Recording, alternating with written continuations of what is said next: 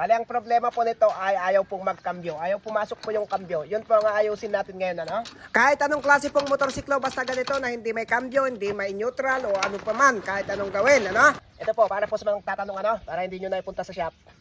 Tuturo lang ko po sa inyo ng step by step. Ang babaklasin po kapag ganito pong senaryo na hindi may pasok ang gabi o kaya hindi may neutral yung side cover lamang po ng kickstarter dito banda. Pati rin po itong kulong-kulong, tanggalin din po natin. Mabilis lang magbaklas at saka magbalik po basta po meron pong proper tools tulad nitong gamit namin dito na DeWalt Impact Wrench po para po hindi po kayo tamarin. Yung mga mayroon pong mga natututunan sa ating mga tutorial ay baka pwede ninyo rin akong tulungan para meron naman tayong mapalakunti dito. Baka gusto niyo mag-order po sa akin ng ito Impact Wrench. DeWalt po, mura lamang po siya, mabilis lamang po siyang dumating kapag inyong orderin. Nasa baba lang po yung ating video, yung link niya po ilalagay ko lamang po doon para po pindutin lamang po ng gustong order. Mabilis ang tutorial lamang po ito na step by step, yung mga importante lamang po ipapakita dito para po hindi po masyadong mahaba ang ating video. Pagmasdan ninyong mabuti itong gagawin po natin kapag baklasin po natin itong kanyang cover na to. Ito lamang po ang i-check po ninyo, ano? Ayan po, ayan, dahan-dahanin po natin, ano?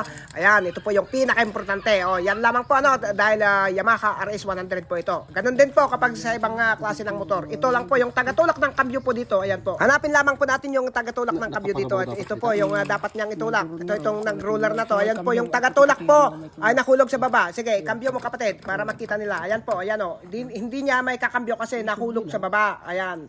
Sasalpak po natin, ayan. Kapag ikambyo na ganyan, sige, yan, o, nahulog. Ayan o. Ito ang nagiging problema kapag hindi pumasok ang kambyo. Tapos kapag ganyan, ikambyo mo kapatid.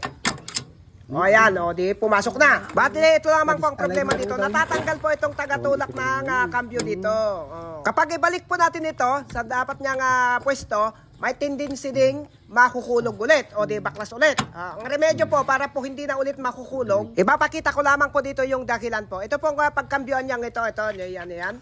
Ayan, wala po kasi silang mabili nga pagkambyoan ng RS100 Yamaha dito dahil papis out na po ito. Ayan o, meron pong allowance dito, itong hinahawakan ko. Ayan, kasi hindi niya ito original. Yung original po kasi nitong pagkambyoan ay mahaba po kaya meron po siyang stopper. Ang problema nga wala pong pagbibilkan ng ganun na pagkambyoan dito sa amin. Kaya re-remedyoan lamang po natin lagyan lamang po ng stopper para po hindi na maitulak pa banda doon para mahulog po yung tagatulak ng kambyo doon sa kabila. At ito po, na-remedyoan na po natin. Ayan po, nalagyan na po natin ng stopper dito. Mga washer po yung linagay po natin dito. Ayan po, ayan, ayan. Hindi na po ito may tutulak pa doon sa kabila para hindi niya mahulog po yung tagatulak ng kambyo doon sa kabila kahit papukpukin po natin ito. Ayan o, ayan. Kahit pukpukin na kasi meron na po siyang stopper O, kahit panay ang pukpuk mo dyan, hindi na po makukulog. Ayan, kinambyo pa natin, papasok pa rin.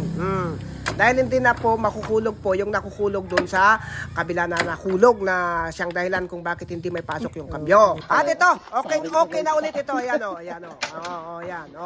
Pasok na pasok po yung kanyang kambyo. Ayan, nabuhay ulit itong antikong motor na to na RS100. Basta po magaling po mga ulikot, mareremedyoan po, madadagdagan po ang haba ng lifespan ng motorsiklo. At ayan na po, okay na po, rino-road test na po. At marami pa pong mga tutorial po natin na ating mga kaalaman na i-share po dito sa atin. Basta lamang po nakapalo kayo sa ating mga channel dito, ay marami po kayong matututunan dahil hindi po tayo madamot. Ika nga nila, share your blessing.